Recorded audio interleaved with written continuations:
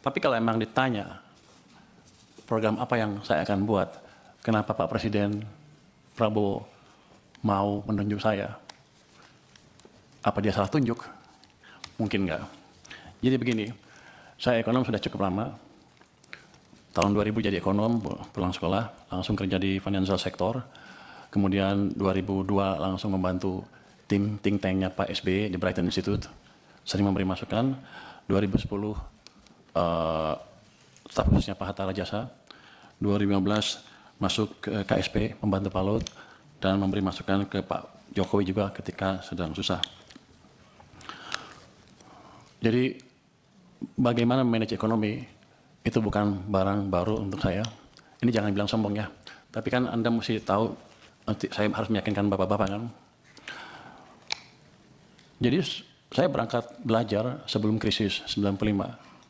Tujuannya saya pikir oke, mungkin saya bisa membantu ekonomi. Tapi sebelum sekolah selesai 1998 krisis, pulang negara udah berantakan pada waktu itu ya. 2000 pertumbuhan mendekati 0, 2001 rendah kan. Habis itu kita bantu ke sana, dan waktu itu Pak SBY bisa meningkatkan pertumbuhan sampai mendekati 6% kan. Terus diganti Pak Jokowi. Pak Jokowi pertumbuhannya sedikit di bawah 5% on average. Jadi saya pelajarin dari krisis 1998, salah kita di mana. Kenapa ketika 97-98 negara yang mulai diserang adalah Thailand, Korea, dan lain-lain, kenapa yang paling terpuruk kita? Jadi saya pelajari betul apa yang terjadi waktu itu dan bagaimana cara mengatasi krisis kalau terjadi lagi. Jadi ini boleh teori sedikit Mas ya, izin. Silakan Pak, Bapak mau ngomong apa saya kasih kebebasan. Okay. Di buku moneter itu ada pemenang Nobel yang bilang bahwa dia mempelajari krisis tahun 1930 di Amerika. Dia bilang waktu itu krisis, mereka debat bunga di nolin kok masih krisis. Rupanya pada waktu itu walaupun suku bunga rendah, nol, tapi uang, vitamin yang di sistem perekonomian itu negatif. Jadi ekonominya dicekek. Itu sebetulnya yang melandasi teori utama kebijakan moneter.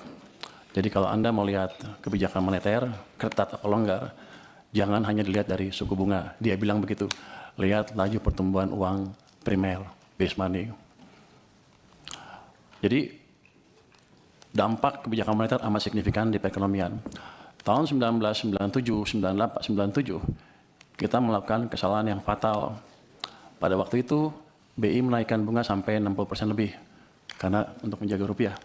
Semua berpikir kita melakukan kebijakan uang ketat, ya kan? Wah, bunga tinggi perusahaan ada yang pinjam. Tapi kalau kita lihat di belakangnya, apa yang terjadi? Kita mencetak uang, base money itu tumbuhnya 100%. Jadi kebijakannya kacau balau. Mau apa? Mau ketat atau mau longgar? Kalau kita melakukan kebijakan kacau, yang keluar adalah setan-setannya dari kebijakan itu. Bunga yang tinggi menghancurkan real sektor, uang yang banyak dipakai untuk menyerang nilai tukar rupiah kita. Jadi kita membiayai kehancuran ekonomi kita pada waktu itu tanpa sadar. Ini bukan karena yang ekonom-ekonom yang dulu bodoh atau gimana, tapi memang kita belum pernah mengalami keadaan seperti itu. Jadi kita belum tahu nyata seperti apa. Dan saya simpulkan kesalahan kita di situ.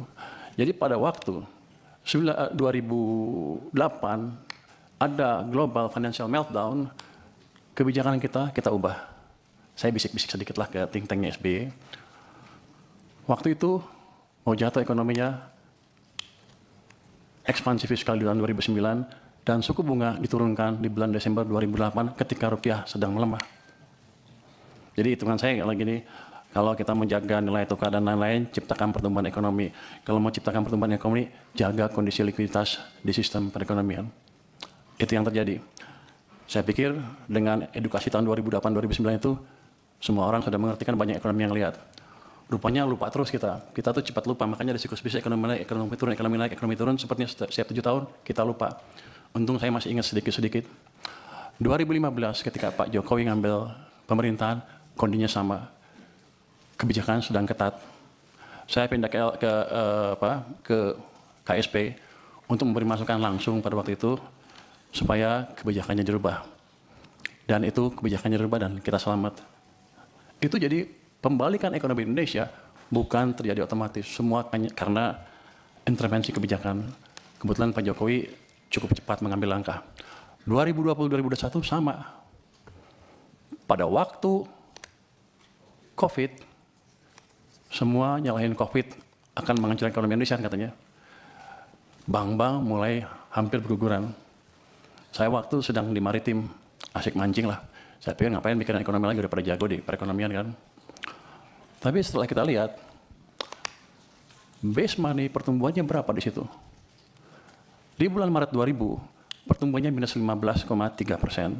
Minus, artinya ekonomi sedang dicekek padahal bunganya diturunkan. Ini salah kebijakan kita lagi. Jadi ekonominya turun, hampir hancur. Saya dipanggil ke istana, gimana? Ya udah Pak, dibalikin lagi aja. Gimana caranya? Ya udah, BI suruh kurangin penyerapannya ke sistem. Siapa lagi? Tambah uang sistem dari sisi fiskal juga Pak. Gimana caranya?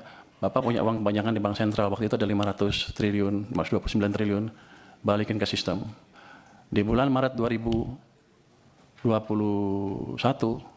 Mei 2021, dipindahkan uang sebesar 300 triliun dari BI ke sistem perbankan.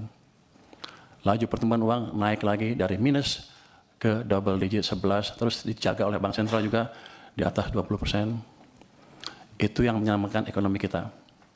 Nah, saya pikir juga dengan pelajaran sepanjang itu kan, ya udah jago semua lah, ya udah kita santai aja. Gara-gara itu saya ngebantu sektor finansial pada waktu itu, saya dilempar ke LPS dengan tugas katanya jaga stabilitas di sana. Saya hanya bisa jaga stabilitas. Kita selalu pro pertumbuhan ya. Jadi ketika even Bank Sentral naikin bunga, LPS naiknya lambat sekali untuk menjaga supaya ekonominya nggak tumbuh terlalu lambat.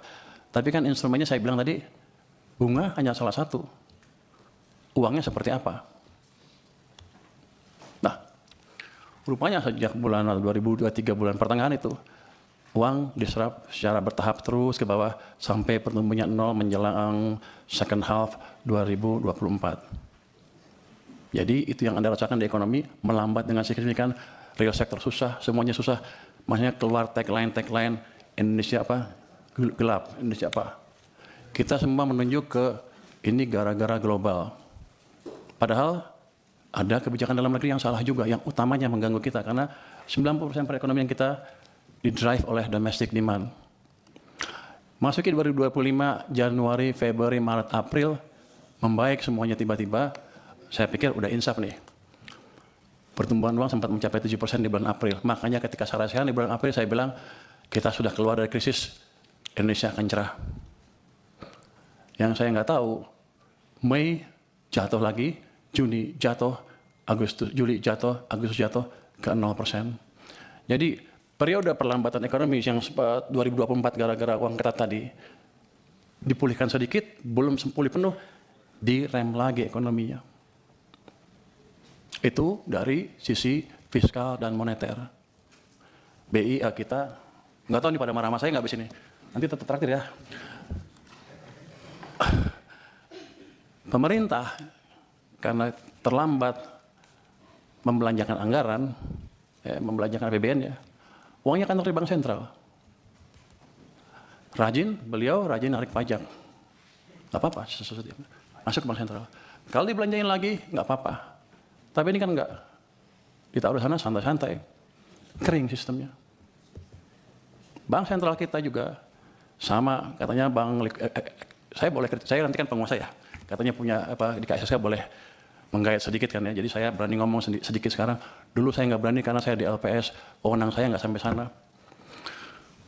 Jadi dua sisi mengetatkan kebijakan kita. Bank naruh uangnya di bank, padahal uang kita banyak. BI menyerah sampai 800 triliun. Pemerintah pada satu titik sampai 500 triliun lebih di Bank Sentral. Sistem kekeringan.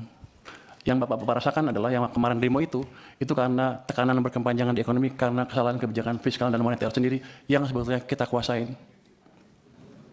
Yang jadi pertanyaan saya kan, di sini Komisi 11 rapatnya dengan Menteri Keuangan berapa ratus hari dalam setahun.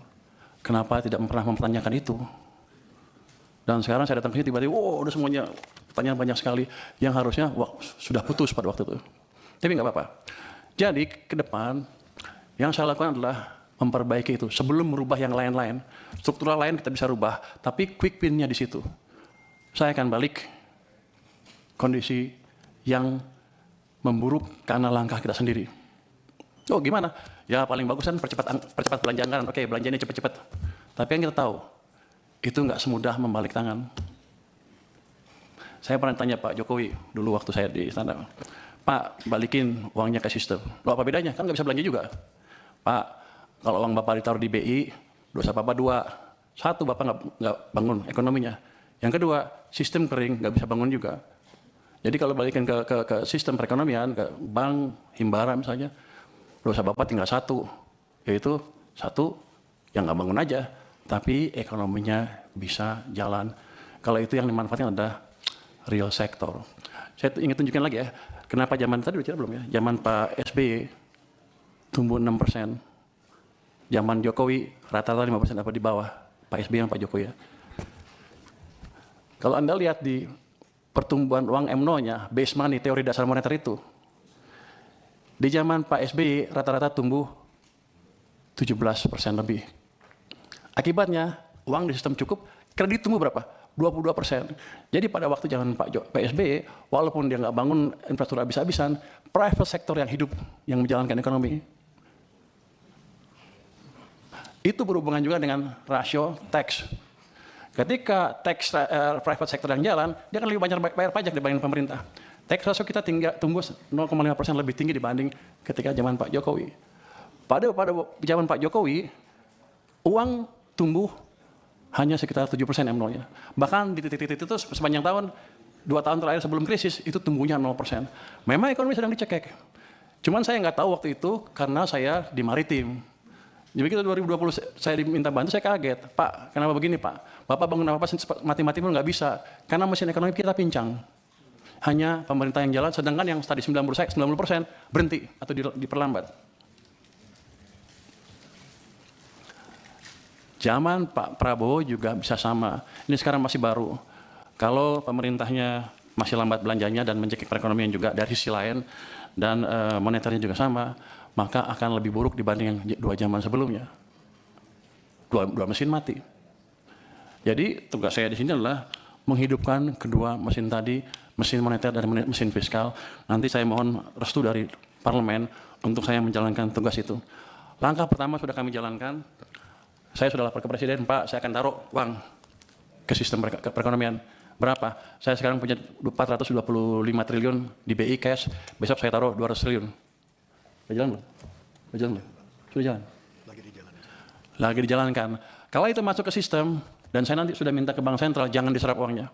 Biar aja kalau Anda menjalankan kebijakan moneter, kami dari sisi fiskal yang menjalankan sedikit. Tapi nanti mereka juga mendukung. Artinya, ekonomi akan bisa hidup lagi. Nanti itu sisi private side dari kebijakan moneter, dari kebijakan fiskal. Di government side-nya sendiri, saya akan pastikan lagi tadi belanja-belanja yang lambat berjalan dengan lebih baik lagi. Ada yang dikomplain katanya Pak, MBG tadi ya, penyerapan pajaknya rendah. Saya tanya sama teman-teman keuangan, gimana monitornya? Ya dia bilang bagus-bagus saja, tapi ternyata enggak, jelek. Loh, terus kita apain? Ya nggak tahu. Saya bilang begini, ya udah. Nanti sebulan sekali kita akan jumpa pers dengan kepala MBG. Nanti kalau penyerapannya jelek, dia suruh jelasin ke publik, saya di sebelahnya. Dan program-program yang lain yang lambat pun akan saya sisir. Saya kan baru hari ketiga dan rapat. Udah keburu rapat di sini, jadi belum lihat detail seperti apa. Tapi kami akan sisir. Bagian-bagian lambat kami percepat. Caranya gimana? Ya, kalau mereka nggak bisa nyusun kebijakan anggaran atau nyusun program kerjanya atau pengajuan anggarannya, kami akan kirim orang ke sana supaya jalannya cepat dan kita akan monitor on regular basis. Supaya anggaran yang banyak tadi, yang kalau lihat anggaran kan sama aja kan dari tahun ke tahun, gitu-gitu aja tuh nggak ada dampaknya, 5-5 aja, karena penyerapannya nggak dimonitor. Dulu pernah ada UKP 4 memonitor itu pun nggak jalan sempurna, karena UKP 4 terlalu jauh. Saya nggak tahu, harusnya tugas Pak Menas sekali, tapi saya nggak tahu. Kalau saya boleh kerjakan, saya akan kerjakan itu supaya memastikan betul-betul penyerapan anggaran bisa jalan, dan tadi uang yang udah utang kita yang sudah kita keluarkan itu betul-betul bermanfaat buat ekonomi. Dari situ kalau kenapa saya tadi bisa 6%? Si Purbaya sok tahu katanya bisa 6%. Orang-orang bilang sok tahu loh katanya. Di luar bilang gitu, sok pinter. Istri saya bilang, kamu sombong katanya. Tapi ini udah berdasarkan pengalaman selama ini. Kalau saya balikan, saya lihat aja, zamannya Pak SBY 6% private. Zaman Jokowi pemerintah 5. Kalau kita gabungkan gimana? Pasti di atas itu. Itu adalah langkah simpel saja yang mungkin nggak terlalu panjang untuk bisa kita lihat dampaknya. Mungkin nggak secepat 6,5, 6,7 saya bilang. Tapi gerakan ke arah sana sudah terbuka lebar kalau kita biarkan private sector bekerja. Jadi gini, saya termasuk yang percaya bahwa agen-agen ekonomi itu mempunyai otak sendiri. Daripada pemerintah nggak mungkin mengontrol semua agen ekonomi untuk berjalan. Tapi saya ciptakan kondisi di mana mereka berpikir dan berjalan dan bisa tumbuh, bisa berbisnis dengan situasi yang ada. Itu yang ingin kita ciptakan. Nanti setelah itu ada, baru tadi program-program investasi. Ini kan nggak lama lah saya beresin. Nanti setelah itu tadi yang debottlenecking akan kita kerjakan Pak Hekal untuk investasi. Saya dulu pernah jadi, saya nggak tahu, boleh nggak gitu Kemenkuan. Nanti saya bentuk tim aja di Kemenku. Saya dulu pernah menjadi wakil ketua tim debottlenecking di zaman pemerintah sebelumnya. Ketuanya pada waktu Pak Yasona Lawli dengan beberapa Kemenko. Itu kita sidang setiap minggu, Senin 7 kasus kita putuskan.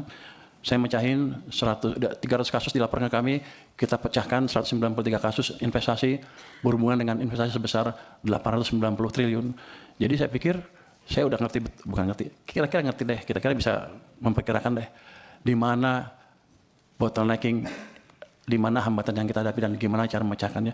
Itu bukan tugas Kementerian Keuangan, tapi kalau boleh nanti saya bentuk tim aja di Kementerian Keuangan. Kalau yang lain tidak mau, tapi mungkin saya usulkan ke kementerian yang lain, Kemenko dan lain untuk membuat itu lagi. Jadi